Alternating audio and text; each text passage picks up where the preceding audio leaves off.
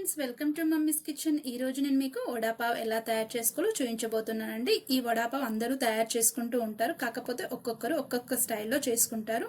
ఇప్పుడు నా స్టైల్లో నేను వడా పావ్ ఎలా తయారు చేయాలో చూపించబోతున్నానండి. ఇది ఇంట్లో ఉన్న ఐటమ్స్ మీరు ఈజీగా తయారు చేసుకోవచ్చు. టేస్ట్ మాత్రం మీరు బయట తింటారా అదే విధంగా టేస్ట్ అనేది వస్తుంది. ఇప్పుడు ఆ తయారీ విధానం ఏంటో ఇక్కడ మనం చూద్దాం.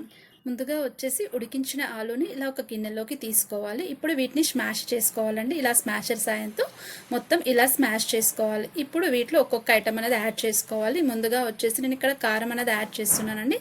మీకు ఎంత కారం పడుతుందో అంత కారం అనేది చూసి వేసుకోవచ్చు. నెక్స్ట్ రుచికి తగినంత ఉప్పు అనేది యాడ్ చేసుకోవాలి. నెక్స్ట్ వచ్చేసి ధనియా పౌడర్ అండి. ఇలా ధనియా పౌడర్ యాడ్ చేసిన తర్వాత చాట్ మసాలా కూడా యాడ్ చేయాలి. ఇలా ఇవన్నీ యాడ్ చేసిన తర్వాత చిన్న చిన్నగా కట్ చేసుకున్న ఆనియన్ పీసెస్ అనేది ఇక్కడ యాడ్ చేసుకోవాలి. అలానే కొద్దిగా పుదీనా, కొద్దిగా కొత్తిమీర ఇవన్నీ యాడ్ చేసిన తర్వాత కొద్దిగా నిమ్మరసం కూడా యాడ్ చేసి మొత్తం బాగా కలుపుకోవాలి. అంతా మసాలా మొత్తం ఆలు పట్టేసేలాగా ఇలా చక్కగా కలుపుకోవాలి. చూసారు కదండి, ఇదే విధంగా కలుపుకొని ఇప్పుడు దీన్ని పక్కన పెట్టేసుకొని మనం నెక్స్ట్ ప్రాసెస్కి వెళ్దాం. ఇప్పుడు ఇక్కడ వచ్చేసి ఒక క్యాప్సికమ్ తీసుకోవాలండి. పైన బొడుపు అంటారు, కాడ కూడా అంటారు. ఆ కాడ తీసుకొని ఇందులో గింజలు కూడా తీసేసుకోవాలి. గింజలుగా తీసేసుకున్న తర్వాత ఇలా 4 ముక్కలుగా కట్ చేసుకోవాలి. ఇప్పుడు ఇందులో మనం చేసి పెట్టుకున్న ఆలు మిశ్రమం ఉంది కదండి, ఆ మిశ్రమం ఇందులో స్టఫ్ చేసుకోవాలి. ఇక్కడ నేను చూపించే విధంగా అన్నీ ఇలానే చేసుకోవాలని మీకు ఇక్కడ నేను చూపిస్తాను అన్నీ ఎలా చేసుకోవాలో.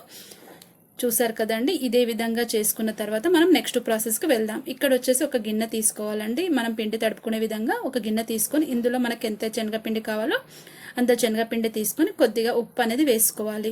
ఇలా ఉప్పు వేసుకున్న తర్వాత కొద్దిగా వంట సోడా కూడా వేసుకోవాలండి. ఇలా వేసుకున్న తర్వాత మొత్తం కలిసేలాగా ఒకసారి కలుపుకొని కొద్దిగా వాటర్ పోసుకుంటూ ఇక్కడ బజ్జీ పిండిలాగా కలుపుకోవాలి. నేను ఇక్కడ వాటర్ పోస్తూ కలుపుతున్నాను చూడండి. ఇదే విధంగా మనం బజ్జీలు వేసుకుంటామో సేమ్ అదే విధంగా కలుపుకోవాలి. చూసారు కదండి, ఇలా వస్తే సరిపోతుందండి.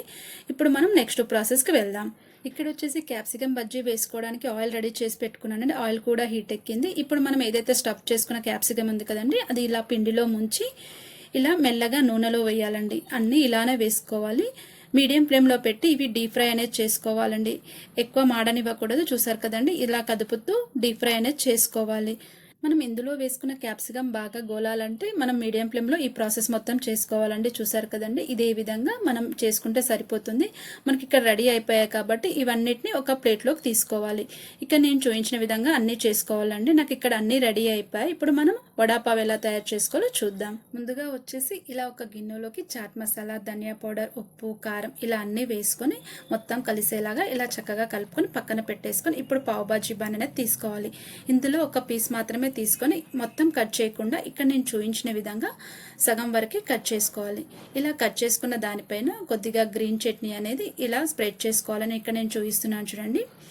ఇలా గ్రీన్ చట్నీ తీసుకొని మనకు ఎంత కావాలో అంత గ్రీన్ చట్నీని ఇక్కడ అప్లై చేసుకోవచ్చు. ఇలా గ్రీన్ చట్నీ అప్లై చేసుకున్న వెంటనే దీనిపైన కొద్దిగా స్వీట్ చట్నీ కూడా వేసేసుకోవాలి. చూసారు కదండి, ఇలా వేసుకొని మొత్తం స్ప్రెడ్ చేసుకోవాలి. ఇప్పుడు వచ్చేసి మనం చేసి పెట్టుకున్న క్యాప్సికమ్ బజ్జీ ఉంది కదండి, దాని మీద పెట్టేసుకొని కొద్దిగా ప్రెస్ చేసి దానిపైన చిన్నగా కట్ చేసుకున్న ఆనియన్ పీసెస్ వేసుకోవాలి. ఇప్పుడు మసాలా కారం ఉంది కదండి, మనం కలిపి పెట్టుకున్న మసాలా కారం కూడా స్ప్రింకిల్ చేసుకొని ఫైనల్గా కొద్దిగా బేల్పూరి సేగి ఇలా వేసుకొని దీన్ని మొత్తం క్లోజ్ చేసేసుకోవాలి. చూసారు కదా, ఇదే విధంగా చేసుకోవాలని. మనకి ఇక్కడ వడా పావ్ అనేది రెడీ అయిపోయిందండి. అన్నీ ఇలానే రెడీ చేసుకోవాలి. మీరు కావాలంటే కొద్దిగా బటర్ పెనం మీద వేసుకొని కూడా ఇది కాల్చుకోవచ్చు. చూసారు కదా ఫ్రెండ్స్, వడా పావ్ ఎంత ఈజీగా రెడీ చేసుకోవచ్చు. ఇది ఈవినింగ్ స్నాక్స్గా తీసుకుంటే చాలా బాగుంటుంది. టేస్ట్ కూడా బయట దొరికే విధంగానే ఉంటుందండి. ఇలా చేసి పెట్టండి, అందరూ ఇష్టపడతారు. ఈ వీడియో మీకు నచ్చినట్లయితే లైక్ చేయండి, బాగా నచ్చితే కామెంట్ చేయండి, మీ ఫ్రెండ్స్కి రిలేటివ్ షేర్ చేయండి. ఇప్పటివరకు ఎవరైనా సబ్స్క్రైబ్ చేయని వాళ్ళంటే సబ్స్క్రైబ్ చేసుకోండి. Have a nice day. Thank you so much friends.